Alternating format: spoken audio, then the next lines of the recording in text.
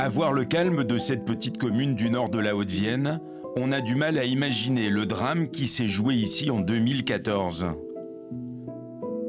Pour la première fois depuis 11 ans, Jacqueline, Alain et Françoise vont être reçus par la direction du centre éducatif de Magnac-Laval. Nous espérons avoir la possibilité de nous recueillir là où notre frère a perdu la vie, parce que jusqu'à ce jour, ça n'a pas pu se faire. Le 10 janvier 2014, Francis Monmeau, veilleur de nuit, est assassiné de 12 coups de couteau au Vieux Collège, un établissement qui accueille des adolescents en difficulté. L'affaire est hors norme, si bien que le directeur de l'époque prend la parole. L'un des jeunes a été témoin des faits. Il a vu un individu agresser physiquement le veilleur de nuit.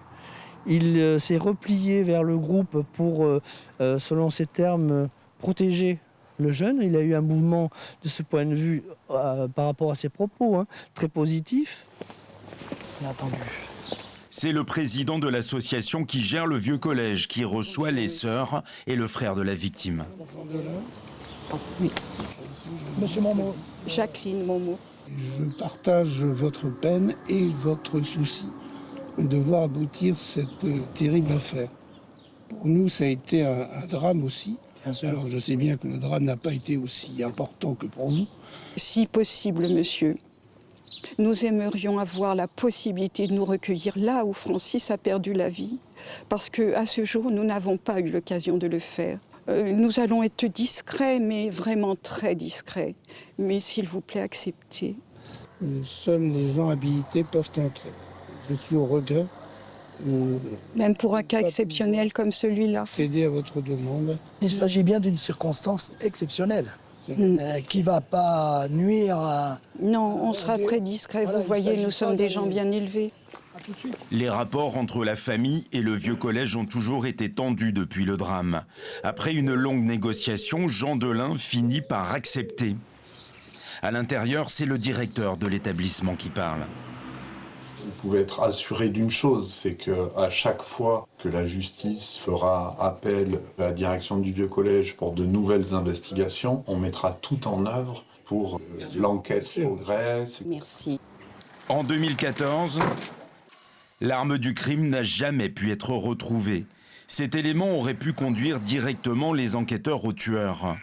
Les gendarmes ont pu prouver l'existence d'un trafic de drogue à Magnac-Laval. Georges Borg était alors le magistrat du parquet en charge du dossier. Il est aujourd'hui à la retraite. J'avais le sentiment que cet homme, la victime, s'était retrouvé au mauvais endroit, au mauvais moment, qu'il avait assisté à quelque chose qu'il ne devait pas voir. Alors, soit on avait amené quelque chose au centre éducatif, soit on avait sorti quelque chose du centre éducatif, et j'avais le sentiment qu'il avait dû assister à la transaction ou à la fin de transaction. Mais je n'avais aucun élément pour pouvoir le prouver. Après plus d'une heure de visite et de recueillement, les sœurs et le frère de la victime ressortent du Vieux Collège. Écoutez, c'était émouvant, douloureux. Ça fait du bien, mais Oui. tellement dur de revivre. On nous a montré un petit peu l'activité de Francis, comment il arrivait dans l'établissement avant de prendre ses fonctions. Et puis, on a rejoint bien sûr cet endroit terrible où il a perdu la vie. Ça nous apaisera parce qu'on ne pensera plus les choses de la même manière. Merci beaucoup. Merci à vous. Merci.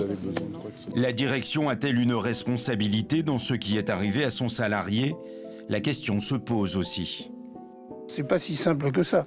Est-ce qu'il y a eu une intrusion ou est-ce que le crime a été perpétré par quelqu'un de l'intérieur? Ça, finalement, on n'en sait rien.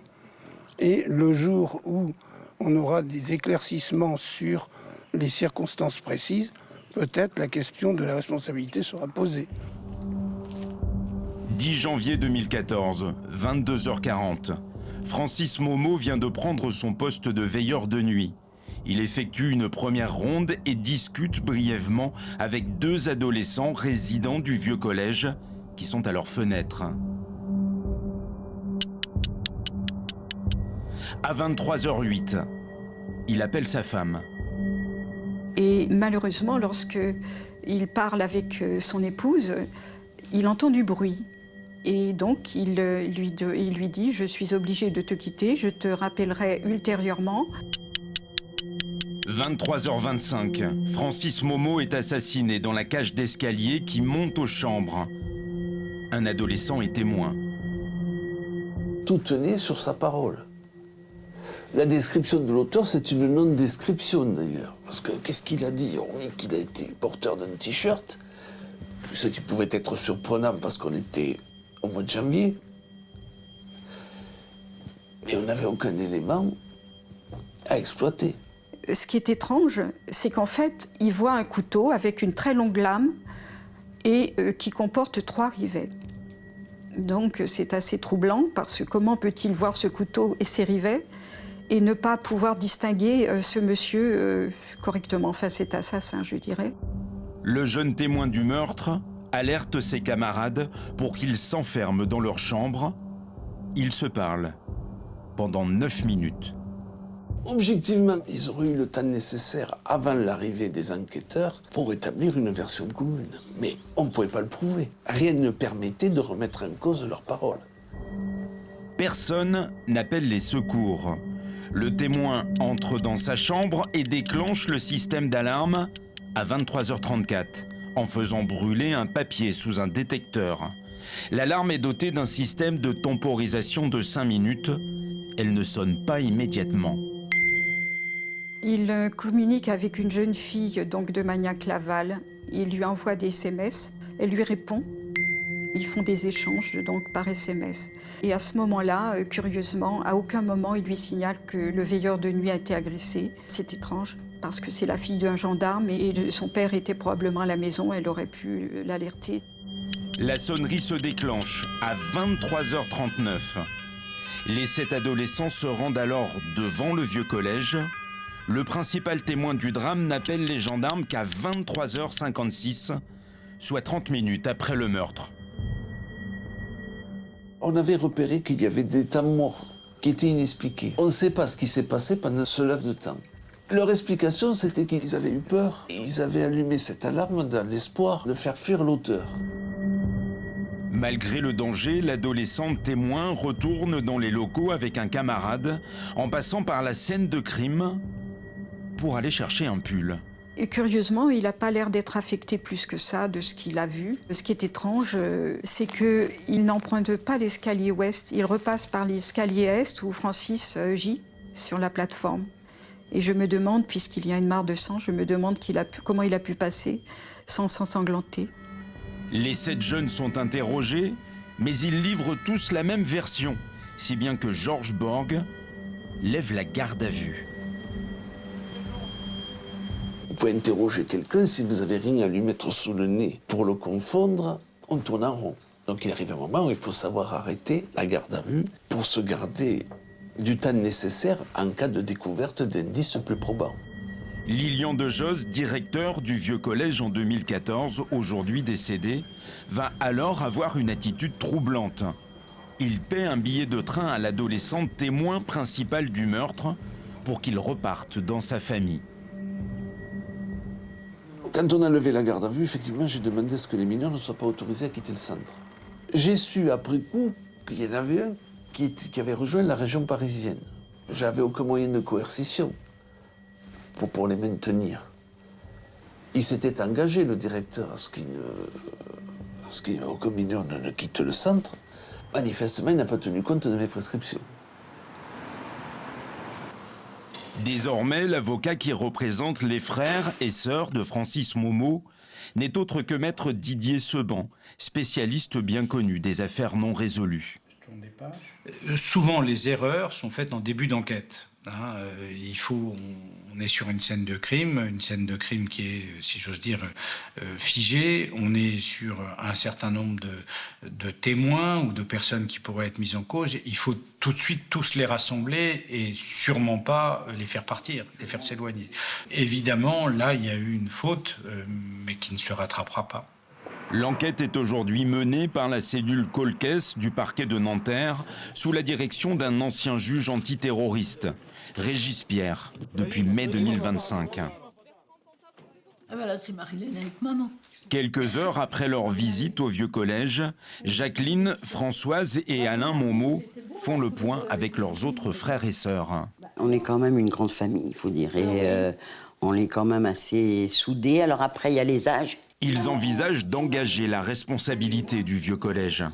Pour moi, ça coule de source, dans la mesure où c'est un accident du travail, puisqu'il était à son travail. Donc l'établissement a une responsabilité.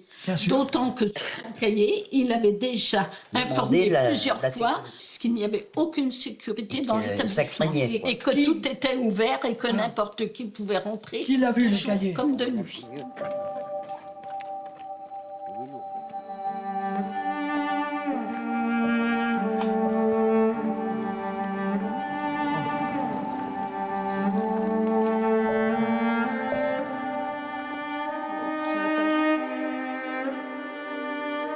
Par rapport à ce que je ressens, je dis il ne peut pas reposer en paix tant que son assassin, vit une vie paisible et qu'il profite de son temps. Il n'y aura pas de pardon, de toute façon, il n'y a pas de pardon.